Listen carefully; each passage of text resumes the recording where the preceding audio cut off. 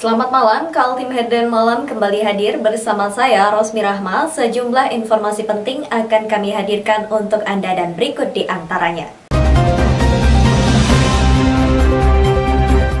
Barang-barang inventaris pemerintah banyak yang jadi rongsokan, namun tidak bisa dilelang karena aturan yang ketat.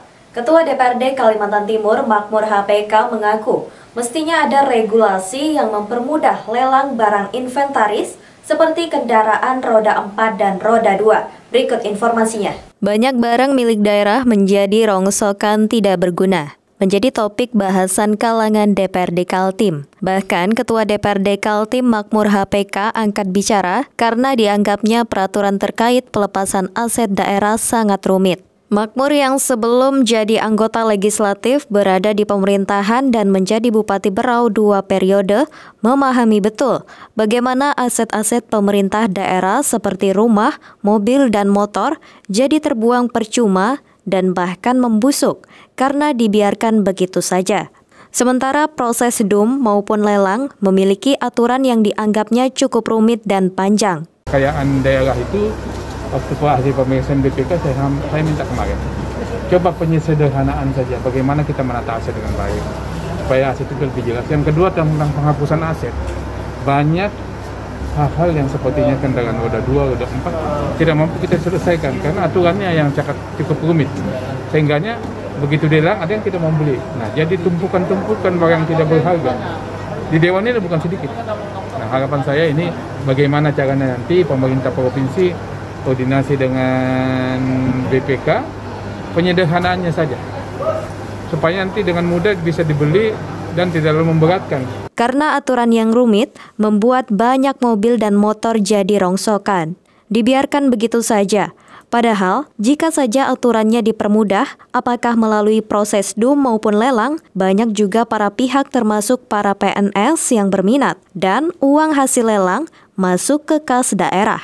Usul Ketua DPRD Kaltim agar pemerintah Provinsi Kaltim bersama Badan Pemeriksa Keuangan melakukan terobosan hukum. Intinya agar bagaimana barang milik daerah bisa dilepas dengan cara dijual dan uangnya untuk kas daerah, daripada dibiarkan bertumpuk tidak punya nilai. Penting begini, kalau saya berpikir, yang penting bisa tidak numpuk di tempat kita, itu bisa menjadi nilai tambah untuk kas daerah kita.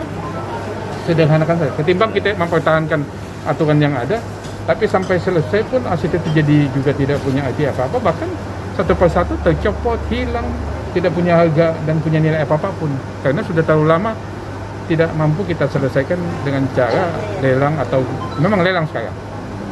Nah, ini yang maksud saya, bagaimana sederhanaan itu, kalau dulu memang diperuntukkan untuk pegawai atau pegawai negeri yang pernah memakai dan sebagainya, karena ini cukup berat, hingga ini tidak mampu untuk dibeli. Nah, maksud saya seperti ini, kita ada dua pilihan, apa kita biarkan aset negara begitu saja hilang, atau bukan juga hilang, tertumpuk begitu saja tidak punya nilai, atau yang penting punya nilai berharga untuk kepentingan, ada nilainya untuk kas daerah. Tim Kaltim TV, Heriman melaporkan.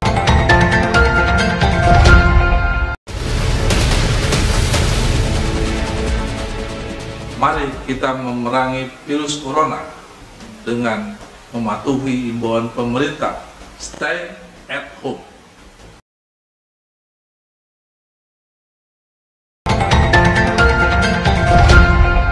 Apa kabar Diego Michels, persepak bola yang bikin harum tim kesayangan Orang Kaltim Borneo FC? Selama setahun tidak merumput di lapangan sepak bola, ternyata membuat ayah satu orang anak ini mengakui membuatnya jadi bete. Persepak bola nasional Diego Michels kini sudah separuh jiwanya ada di kota Samarinda. Maklum saja, selain dia masih menjadi pemain andalan klub profesional Borneo FC yang bermarkas di Stadion Segiri Samarinda. Istri yang disunting setahun lalu berasal dari kota ini. Dia adalah Dea Ananda Boru Simatupang. Dari pernikahan Diego dengan Dea, sudah lahir seorang anak perempuan yang diberi nama Ansaira Aisyah Michels.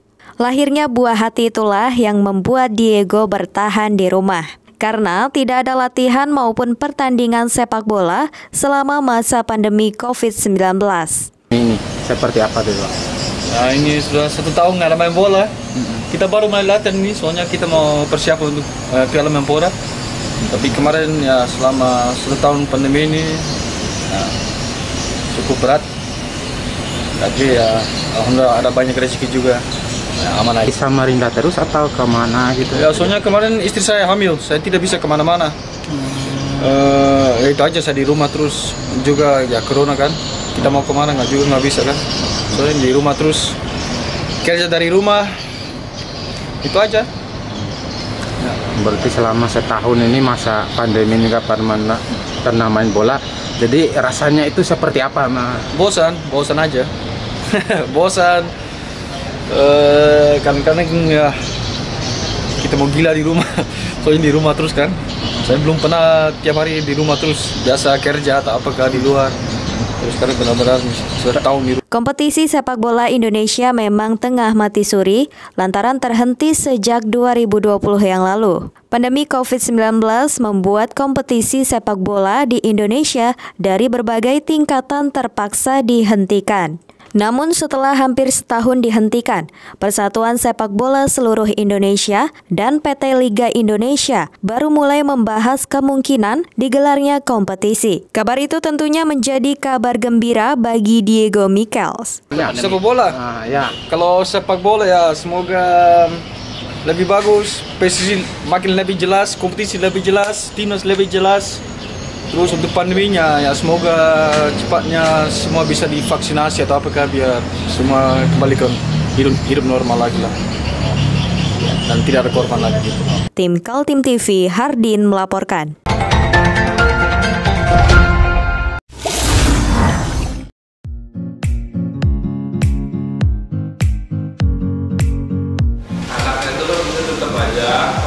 Cara mudah beriklan digital di Kaltim TV.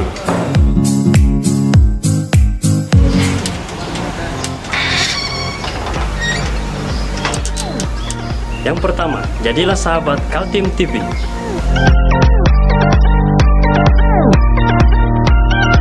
Dengan Rp1 juta, para sahabat mendapat 20 kali tayang di slot berita kamu.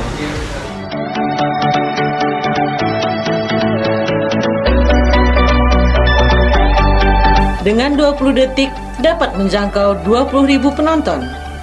Anda beruntung karena mendapat kesempatan perdana dari kami. Ayo jadilah sahabat Kaltim TV.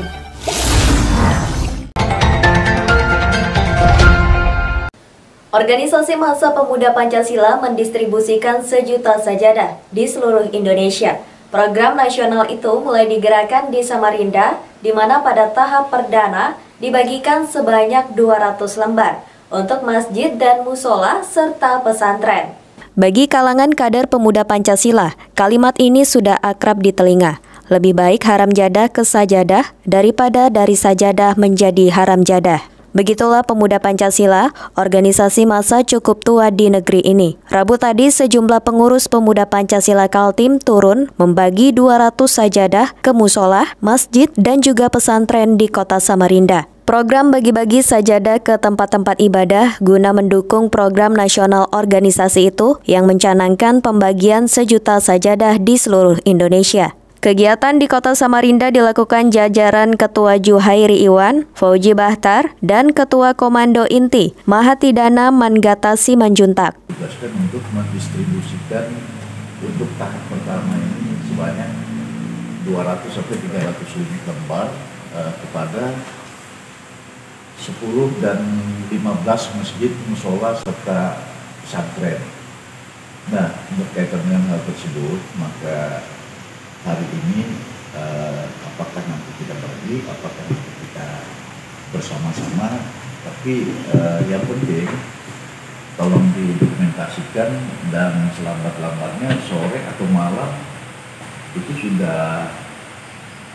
Sejumlah musola didatangi dan dibagikan sajadah. Di antaranya Masjid Al-Rashid, Jalan Imam Bonjol, Masjid Baitussalam Korem 091 ASN, Masjid Polresta Samarinda, dan Musola Polsek Samarinda. Juga pesantren Nabil Husain dan Panti Asuhan Al-Huda. Kami atas nama pengurus Masjid Al-Rashid, Jalan Imam Bonjol, Kelurahan Pelabuhan Samarinda, mengucapkan terima kasih yang sebesar-besarnya dan apresiasi yang setinggi-tingginya atas kepedulian pemuda Pancasila wilayah Kalimantan Timur.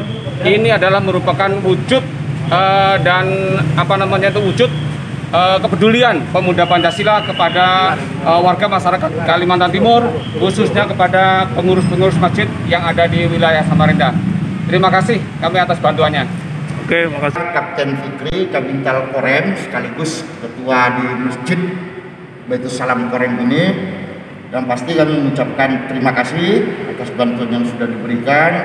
Mudah-mudahan ini bisa kami manfaatkan kegiatan ibadah prajurit Korem dan mendapat balasan yang setimpal dari Allah Subhanahu wa taala. Amin. Baik. Ketua BPPP MPW Pemuda Pancasila, Kaltim mengatakan, setelah pembagian tahap perdana di Kota Samarinda, rencananya akan dilanjutkan dengan pembagian sajadah dengan target tempat-tempat ibadah di seluruh Kaltim. Tim Kaltim TV melaporkan.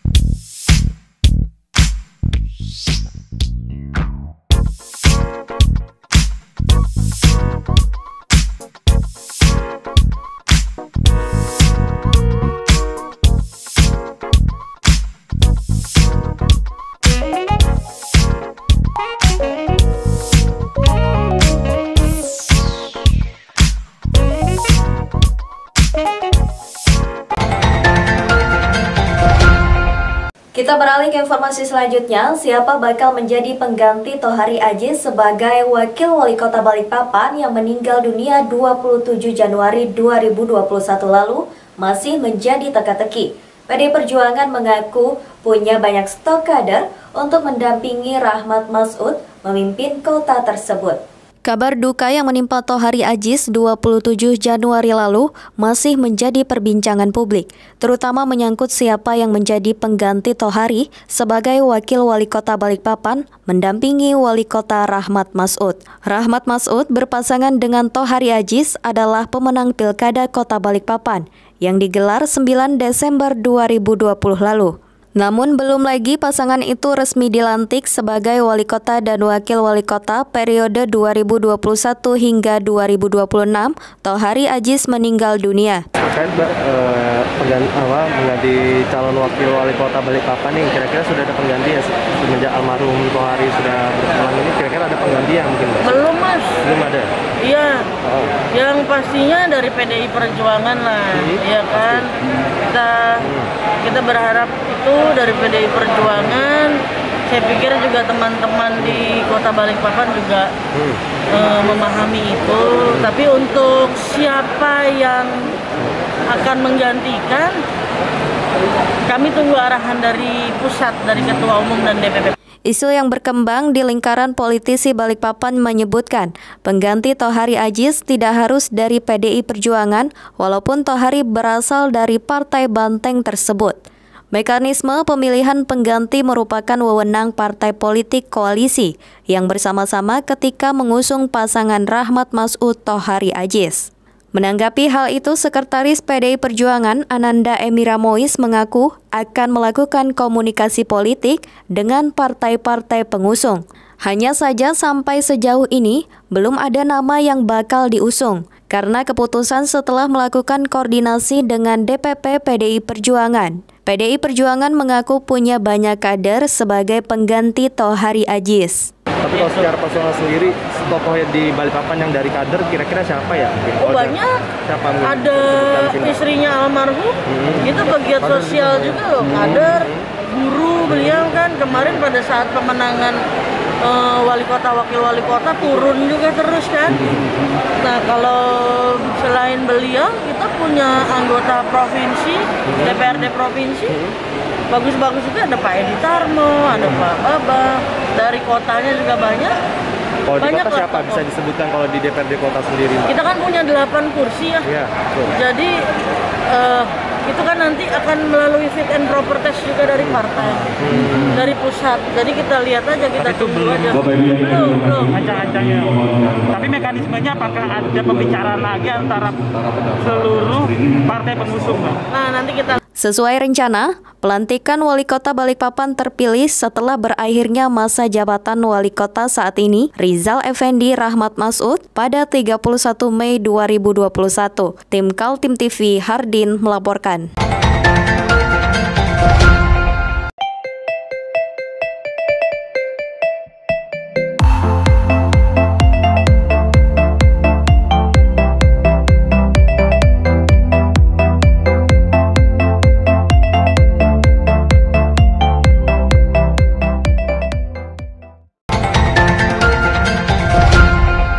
DPRD Kalimantan Timur menggelar rapat paripurna kelima tahun 2021 di lantai 6 Gedung D dengan agenda penyampaian pendapat Gubernur Kalimantan Timur terhadap Raperda tentang penyelenggaraan ketahanan keluarga.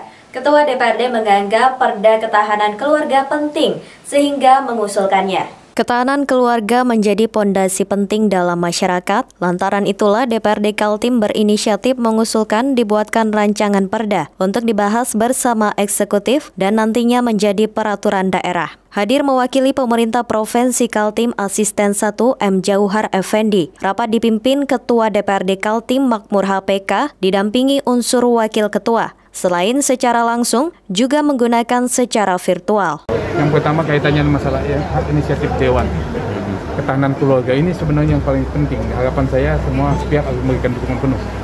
Harapan terutama untuk kelancaran pengesahan ini dari pihak gubernur dan yang terkait lainnya untuk memberikan dukungan penuh sehingga ini bisa kita selesaikan dengan baik. Kehidupan kita berbangsa ini yang dimulai dari ketahanan keluarga. Insya Allah kalau kita mampu menciptakan ketahanan keluarga, otomatis ketahanan bangsa dan negara. Nah ini kalau saya pandang ini perda yang cukup bagus sekali. Terciptanya suatu keamanan, ketertiban, kebahagiaan, kehidupan berbangsa dan negara. Tak kalah penting dalam paripurna kelima itu, dibahas juga soal pengelolaan barang milik daerah. Politisi Partai Golkar itu mengatakan banyak hal masih menjadi masalah lantaran adanya aturan yang cukup rumit terhadap aset mobil dan motor inventaris pemerintah. Kekayaan daerah itu, waktu hasil pemeriksaan BPK saya minta kemarin. Coba penyederhanaan saja, bagaimana kita menata aset dengan baik, supaya aset itu lebih jelas. Yang kedua tentang penghapusan aset. Banyak hal-hal yang sepertinya kendaraan roda 2, roda 4 tidak mampu kita selesaikan karena aturannya yang cukup rumit. Sehingganya begitu dilarang ada yang tidak mau beli. Nah, jadi tumpukan-tumpukan barang yang tidak berharga.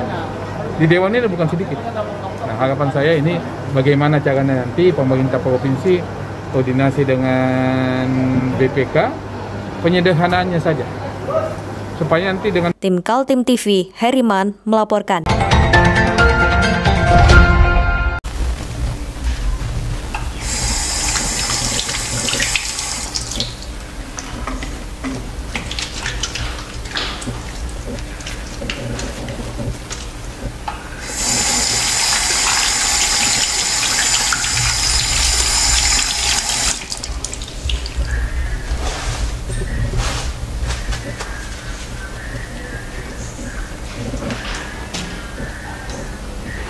Meskipun di rumah saja, kita tetap selalu menjaga kesehatan, cuci tangan, menggunakan hand sanitizer. Ingat, mulailah dari diri sendiri.